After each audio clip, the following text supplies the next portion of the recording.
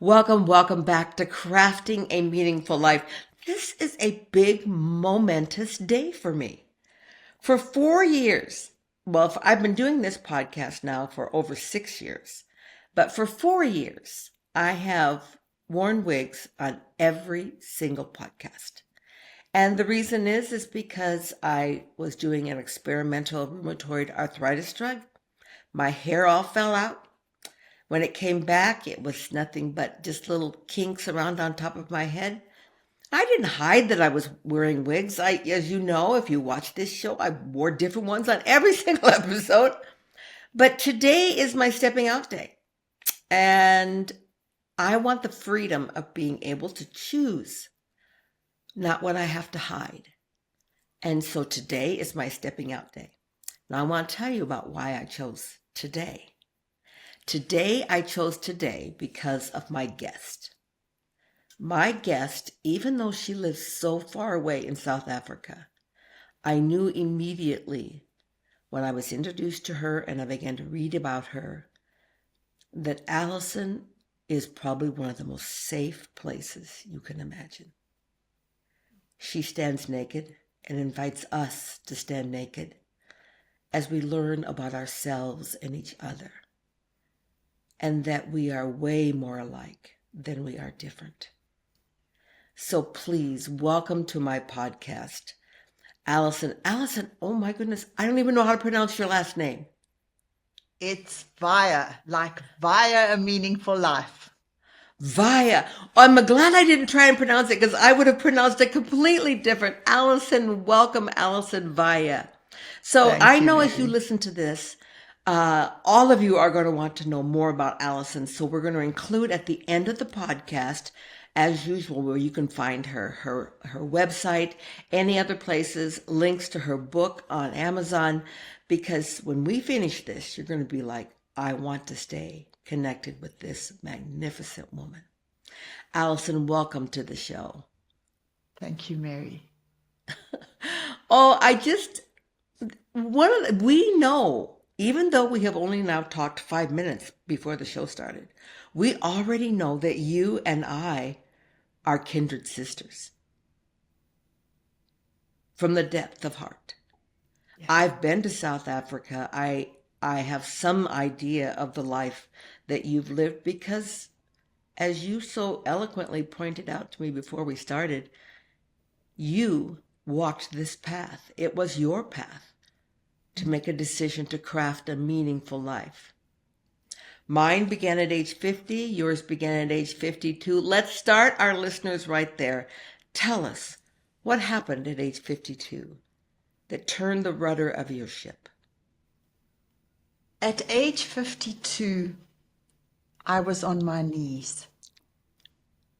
I'd battled some shame when I was younger, when I was aged 30, when I was a political activist for almost 20 years.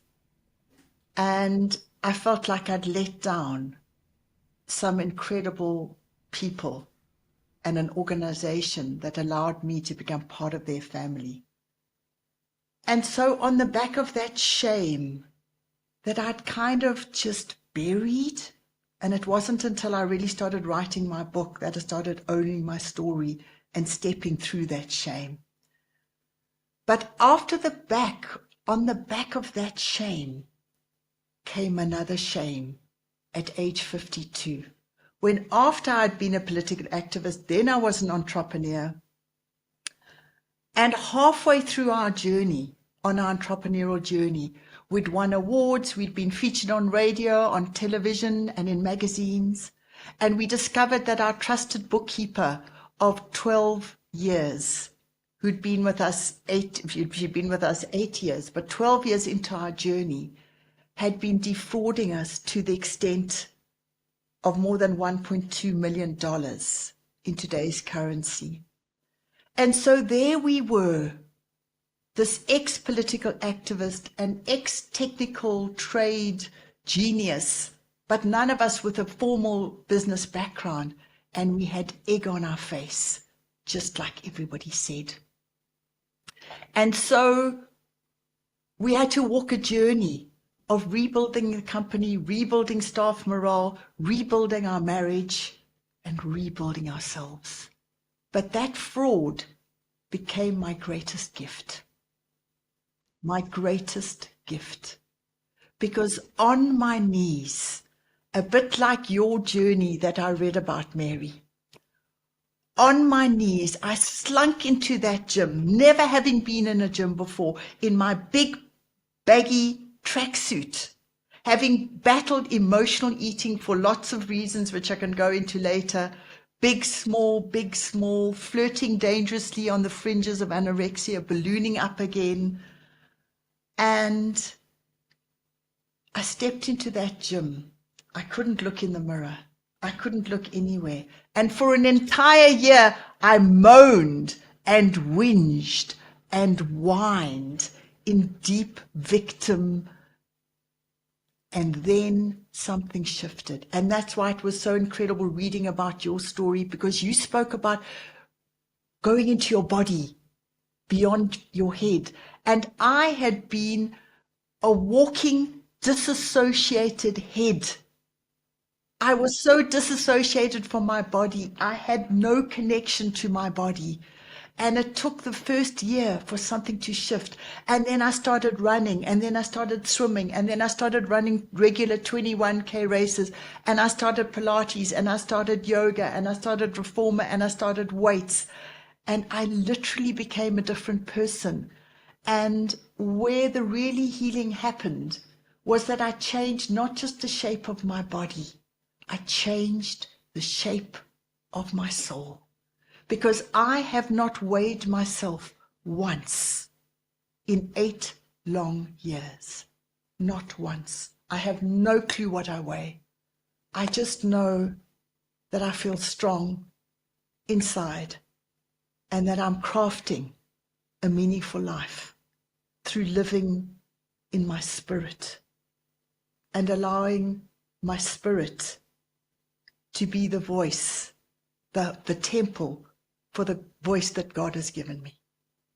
And even in my 60s, I now am living a life of such deep intention, doing the work I'm doing with my business partner, Jabuzwani, and many others, doing collaborative summits in South Africa. And I'm involved in philanthropy and different things.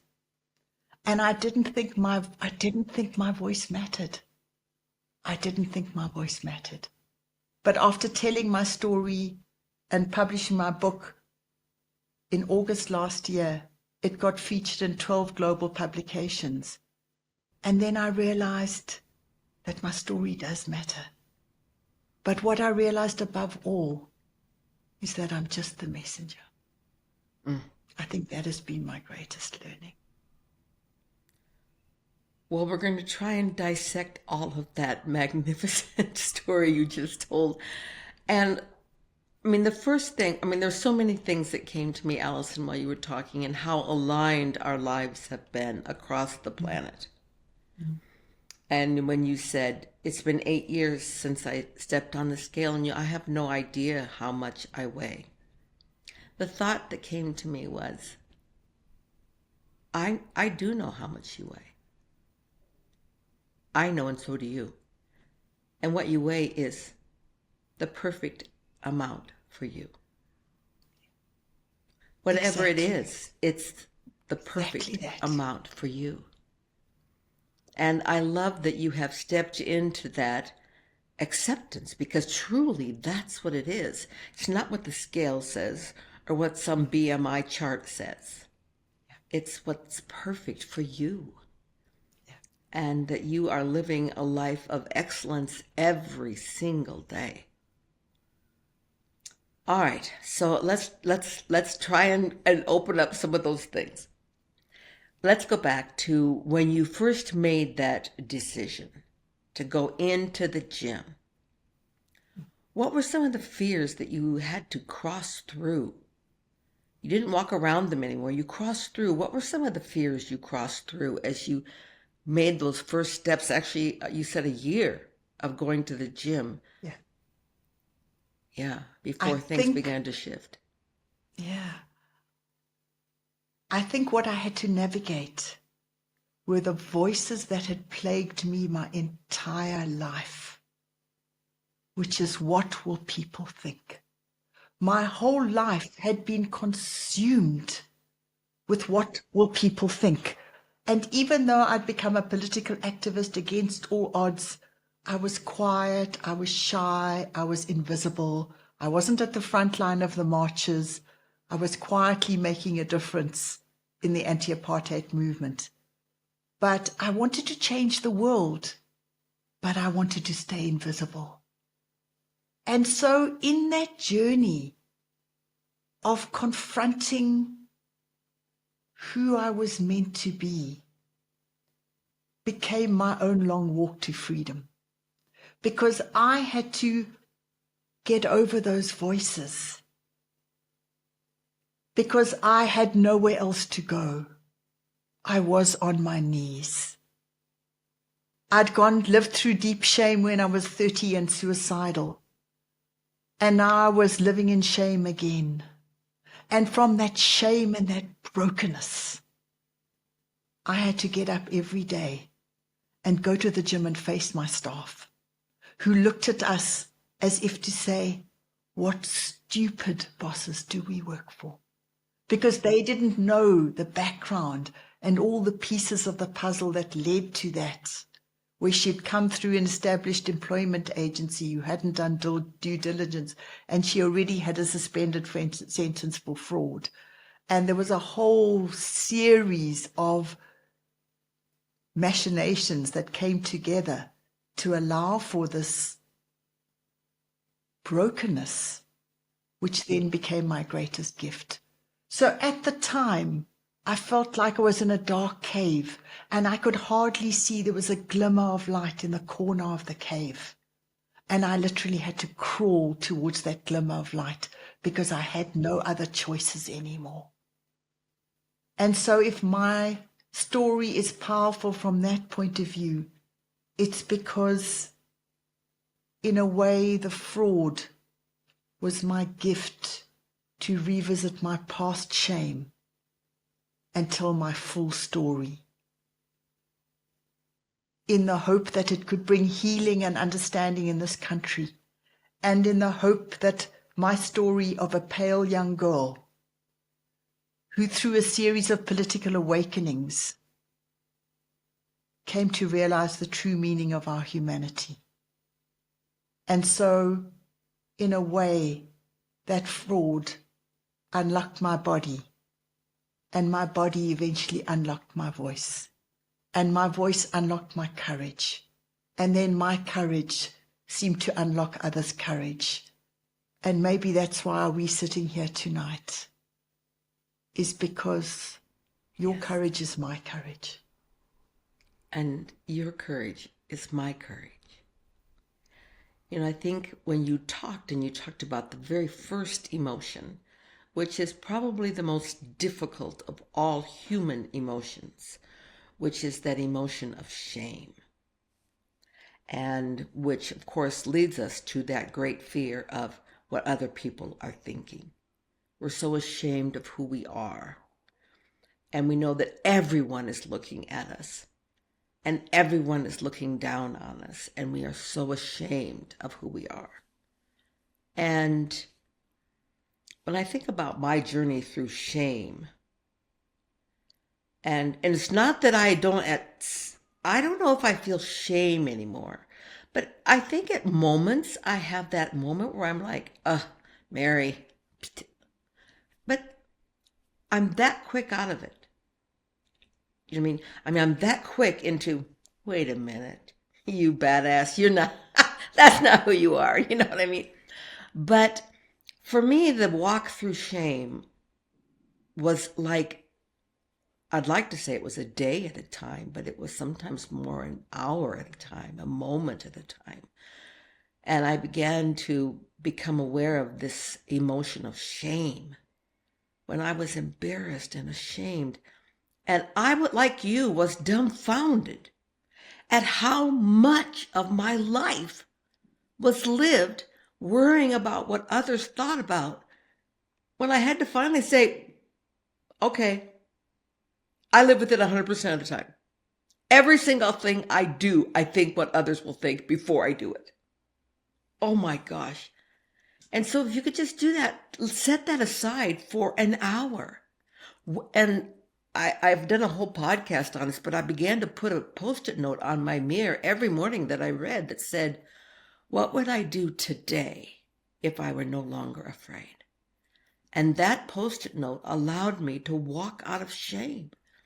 That little tiny Post-it note, when I would just reflect and say, all right, I don't have to solve my life problems, but what about today? And one day at a time. That's how we do it, Alison. One day.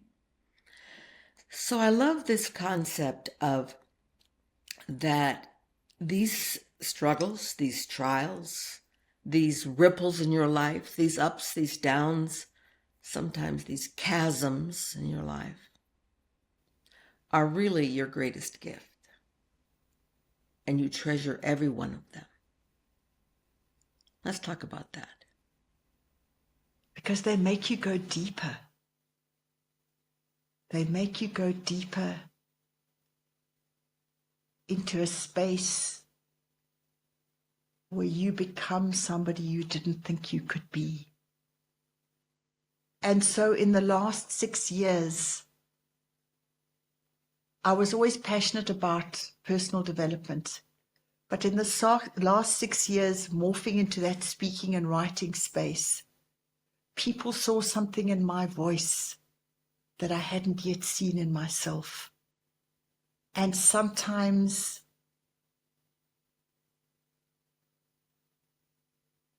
it's when you step into the pain and through the pain, only then can you become a vehicle for other people's pain. And I look back at my life now, and I think of when I was 52, and things were all seemingly going so brilliantly. You know, we'd gone from 3 employees to 150 employees, being featured in television. But deep down, I know that God humbled me in that journey. And I found a different voice and a different way forward. A way forward that made sense of my whole life, made sense of my whole political activism, and why I had the political awakening I did. The why I journeyed with a father who battled severe bipolar, and why it set in pattern a whole pattern of emotional eating, and why his pain when he would drive off, tires squealing into the night, saying, I'm going to kill myself. Why that deepened my compassion and understanding of the struggles that so many people go through. Because bipolar didn't even have a name then in the 1960s. It didn't even have a name. And so, yeah. And so it's like, in a way, writing and speaking has healed me, because writing and speaking has made sense of my whole life. And now my political activism has come full circle in the philanthropic work that I now do, and in the work I do in summits, in entrepreneur summits, women's summits, speaking summits. And it's extraordinary when somehow your life makes sense so that your voice can be a voice for others. And your journey is just a reflection of others' pain so that they can find their courage. Yes. And I think that's been my deeper journey.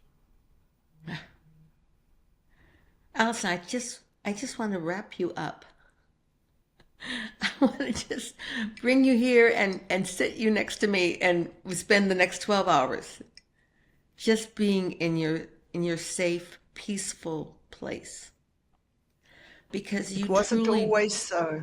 It oh, wasn't always so, as that's you why you're know. so peaceful now, Yeah, is because it wasn't always so. wasn't And to be always. able to see those things as gifts. I sometimes struggle with women who say to me, well, that's great and fine for you, Mary, at age 71, that you are now in this great peaceful place.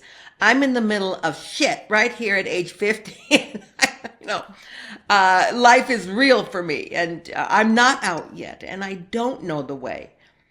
And so I try and offer them those kind of tidbits that I think that are shining a light on the path. So let's talk about that for just a minute, Alison. We talked about walking out of shame, and we talked about being this light now for others.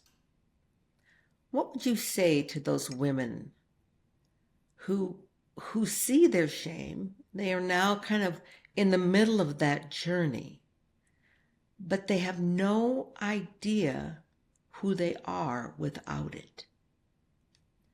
Their identity is so mixed up with shame and guilt and this.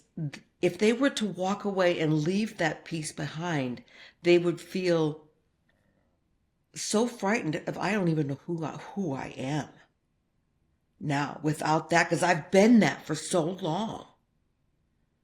How do women find, or men as well? This is not just a single sexist problem. This is a joint, universal problem. So how do they find then their identity of who they are inside, that beautiful piece that you are showing them and telling them is there, but they don't know how to find it? For so long, I was my shame. I was my shame. I walked with a stooped back, because my self-esteem, I was carrying the shame of that old identity as part of who I am now. And I think that it wasn't until I stepped out of the arena of being a spectator of personal development and got into the arena of speaking and writing and stepped into the arena as a gladiator and no longer as a spectator or a critic of other people's lives. And that's when the shame started dissipating, because I was claiming a new identity. And every time I stepped into the arena, being on your podcast tonight is stepping into the arena of my voice. And every time I step into the arena, I feel an element of shameless letting go, because in telling my story, I shed another layer of skin of that shame. But what I realized is the gladiator I was facing in the arena was not another speaker, another writer, another book, another person. It was the old identity of who I used to be. And until I stepped into that arena and had the courage to be visible, to be criticized, to be seen. But it was that shifted some of the shame. And I remember there was an incredible podcast by Monica Lewinsky on shame and how she felt when her life, she was walking shame. She was the name that everybody knew. She lived in shame. And so when you hear that podcast, it's deeply evocative for the shame that so many of us cling to. And I look at some things in my life, and I used to be a lot more strident than I am now. I'm a lot more philosophical. I'm a lot more Yes. gentle. I'm a lot more Yes. peaceful. Because somehow God has stripped the armor off me, and I have no more armor. But with no more armor has come a dissipation of my shame. Because now I am the shame I used to walk. But I let it go every time I step into the arena and tell my story. So I would say to people grappling with shame, find communities that hear your voice, that hear your anguish, that see the little shadow, the glimmer of light in the corner of your cave, and who will you on to crawl towards that light because they know you were born for greater things. You were born to move beyond the shame. You were born to be the messenger of what it's like to emerge from the debris of that anguish so that you can be a light for others. Yeah. And that's what I wish for people who are still buried in shame. Because when you do rise up, you're rising up not just for yourself. You're rising up for every battered woman. You're rising up for every woman who's lived through anguish, who's lived through what will people think, who's lived through the anguish of body dissociation, the anguish of fighting for a bigger cause. And if you can be the light for them, then you will have given your shame a reason to be and a reason to let go. So powerful. More powerful words have never been spoken, Alison. You know, I love the analogy that you use of stepping into the arena. And for so many years, I thought that stepping into the arena meant to armor up. I'm going to go out in that arena and I'm going to armor up. I'm going to dress right. I'm going to say the right things. I'm going to be the right person. I'm going to armor up with everything I have in my soul. I'm going to speak with my loud, booming voice, and everyone will fear. And I thought myself, much like, Wonder Woman in her little panties and bustier and her whip, like, ha, this is in the arena. But age has a way of tempering that. And now when I see myself in the arena, I see myself more just standing there in this plain brown robe and just naked. And what would it be like to stand in the arena and drop my robe? Let everyone see every part of me, emotionally, the things I was ashamed of, physically, mentally, my fears socially, all those things that I can let. And I think that you are absolutely right, Alison. That is the journey out of shame. That is who we discover who we are when we're able to stand naked. The very things that we thought we needed to armor up for are the very things that allow us to be free. And they're the things that people now gravitate. People gravitate to you, Alison, not because you're Miss Perfect, because that you've allowed them to see all the wounds, all the scars. You don't stand perfect, scarless, and without wounds, but you stand and allow them to see the wounds, to see the scars, to see where you've healed.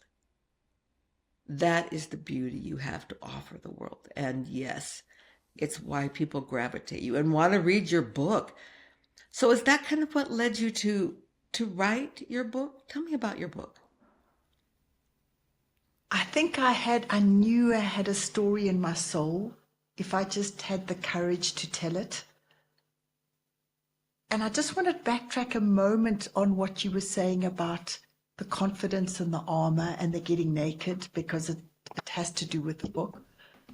I used to think confidence was a con. It was a mask that you put on, that donning up the armor. And I know sometimes when I was an entrepreneur, I used to power dress in my business suit to kind of, because I needed that. But now I don't need that anymore. So I often wear soft, gentle dresses because I don't need that armor anymore. But in a way, I believe that because I wrote my book in such a deeply vulnerable way, my confidence has changed to not con as a mask, but confide, dance. Dancing with my audience, dancing with my listeners, and confiding all the scars, all the wounds. And so I want to read you one tiny little excerpt from my book because it is so in this thread. And it's called Stepping into the Light. And it reads, I realize now I am a writer that speaks. That is my true identity. You spoke about identity. How do we find a different identity? Writing chose me. Writing healed me. Now I choose to live a life worth writing for, a life worth writing about. I choose to step into the light. And so I wrote in that spirit. I wrote in the spirit of allowing some 16-year-old girl who felt so alone and wondered if her life would amount to anything. And I wrote my story for all the young people searching for meaning and searching for purpose and thinking that maybe purpose just jumps out of the sky. But sometimes purpose finds us as we find our way. And sometimes we've got to be kinder about how we find our way. And so my journey has been one of only really finding my identity in my 60s. But maybe that was the way God planned my life, so that I could say, don't wait 60 years. Don't wait 60 years to start believing in yourself, to start believing in the power of your message, because your life and your message could change somebody else's life.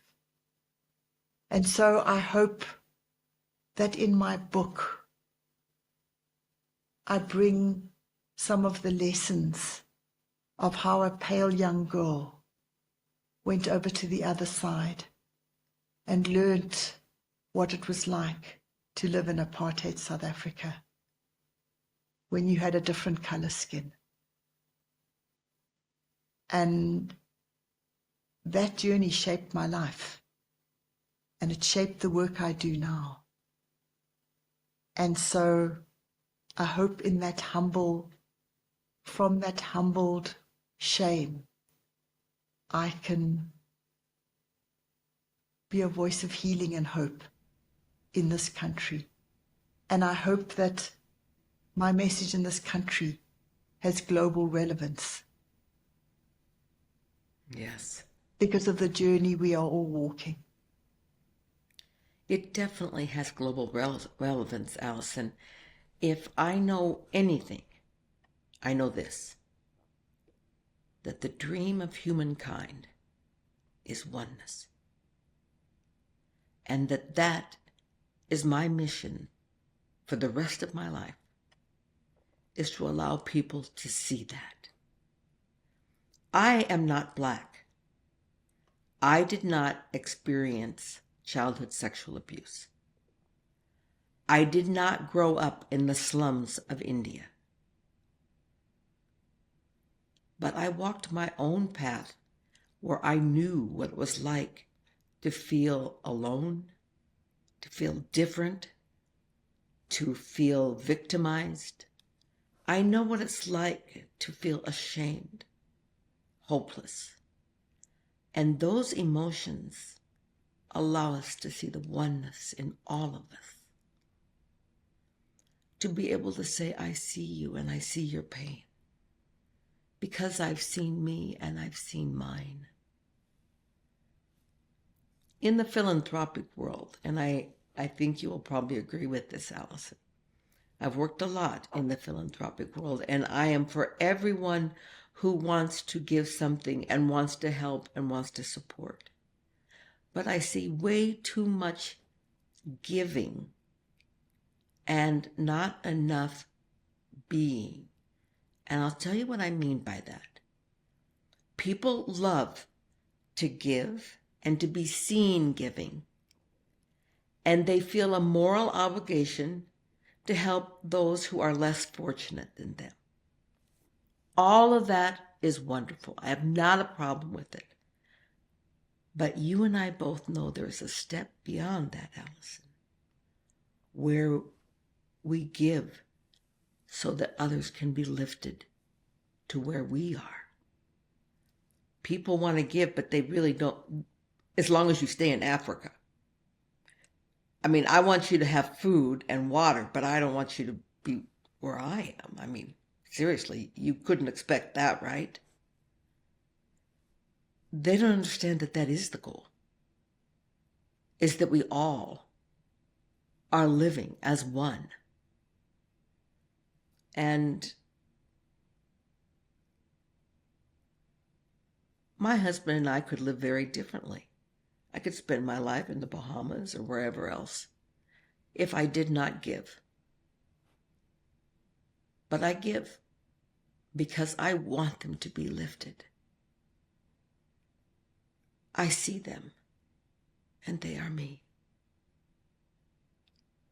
I see you. Thank you. And you are me. I want to read your book, Alison. How do we find it? Thank you. It's called Belonging, Finding Tribes of Meaning, and it's available on Amazon.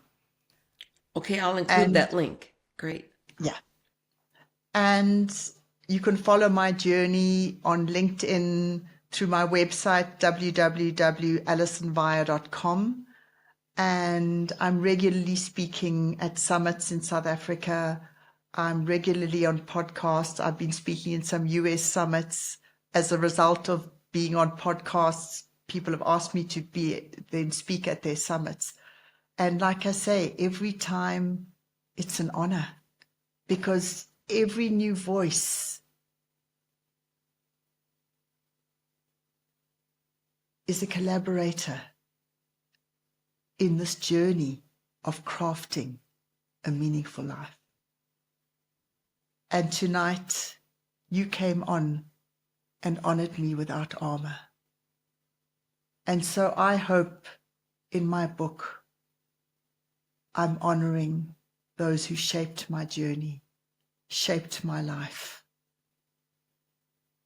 and who gave me a calling to make a difference in the world. Yeah. It is our calling. Yeah. It's everyone's calling. You and I, unfortunately, do not have the ability in our single lives to bring about oneness upon our planet. But that great ripple effect, as who hears us, who listens, who is moved, who sees the vision, who understands how they heal themselves, then they can shine a light and heal others. And that is both of our goal in this life. I know that. All right, girlfriend, if you have an opportunity in South Africa where you need a co-speaker, call me. I'm flying. I'm there. We'll shine the light bright. Thank you, Mary. Oh, my beautiful listeners. I think all of you have seen the journey in me from when I started podcasting 365 episodes ago or something like that, of being just like, always make sure I was funny, always make sure I was loud, and always make sure that I was, I was fun to watch. And now I just kind of sit here and allow wisdom to flow, what I'm meant to speak about, and invite guests who act the same. I don't need Tony Robbins on here screaming at you to get up off your ass. I need people like Alison who just extend an invitation to all of us to get naked, to get in the arena, and not in the arena as an armored up warrior, but in the arena as our authentic self. Alison, I will include everything on the end of this podcast so people can follow you and find you more and buy this book of belonging. Is it on Audible or is it just on paperback, or what is it? What forms? It's not on Audible yet, but I am speaking to people to get it into Audible in my own voice, because Yes. I believe it has to be my naked voice. I just finished and published my Audible on my book that I published over 3 years ago. And at first I wasn't going to do that either. But then I began to think, I want them to hear my story, my emotion. I want to hear my voice crack when I relive different things. And so I really encourage you to get that out and to be that, because people need to hear this lovely, soft voice that is so incredibly empowered. Thank you for being with us today, Alison, and thanks to all of you who are about taking control of your life and deciding today is your day to live authentically. Today is your day to set aside shame. Today is your day to step into the arena, not armored up with anything more than you. Thanks for being with us. Namaste. Crafting a meaningful life.